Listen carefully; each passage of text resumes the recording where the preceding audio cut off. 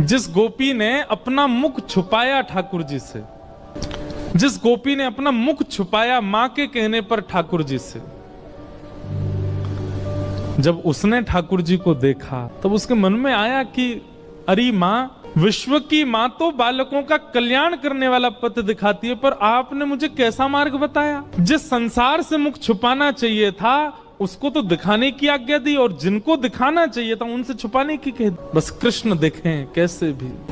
समय आया, इंद्र पूजा बंद करके सब ब्रजवासी गोवर्धन पूजा करने के लिए गए, और 84 कोस के जितने ब्रजवासी हैं सब इकट्ठे भये। और वहीं इंद्र ने जब कोप करके वर्षा की, 7 बरस के ठाकुर जी ने 7 कोस लंबे चौड़े गिरिराज पर्वत को अपनी बाम हस्त की कन्नी उंगली पर धारण किया। और जैसे ही ठाकुर जी ने गिरिराज जी धारण किए, दूर दूर खड़े हुए लाखों ब्रजवासी सब गिरिराज जी के समीप आ गए, सब भीतर आके खड़े हो गए। सब में आपस में चर्चा चल रही है। अब गिरिराज जी 7 कोस लंबे हैं और दूर दूर वाले ने तो ठाकुर जी दिखे ही नहीं रहे हैं। सब बस ये कह रहे हैं, नंद के लाला ने गिरिराज जी उठा लिए, नंद के लाला ने पर्वत उठा लियो, नंद के लाला ने पहाड़ उठा लियो। यही चर्चा जब माधवी के कान में पड़ी तो माधवी बोली, शायद अब तो सबके बीच में ठाकुर जी अब तो दिख ही जाएंगे। क्योंकि जब जब श्याम सुंदर को देखने माधवी जाती, नेत्रों में जल आ जाता, धुंधलापन आ जाता, ठाकुर जी दिखते नहीं, क्योंकि शाप दे दिया ठाकुर जी ने। और ये शाप नहीं है, ये शाप नहीं है, ये विरह है।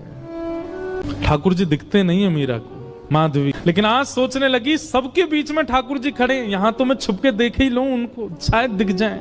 जैसे ही नेत्र भर के ठाकुर जी को देखने का प्रयास किया, जल भर आया नेत्रों में, मानो जैसे कोई धुंध आ गई हो। खूब मीड़ रही है, अपनी आंखों को मीड़ मीड़ के लाल कर ली है, लेकिन ठाकुर जी दिख नहीं रहे हैं।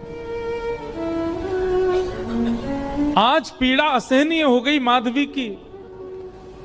अर्धरात्रि का समय ठाकुर जी के चरणों से लिपट गई और बोली, मैंने इतना बड़ा अपराध किया कि आप मुझे दिख ही नहीं रहे हो।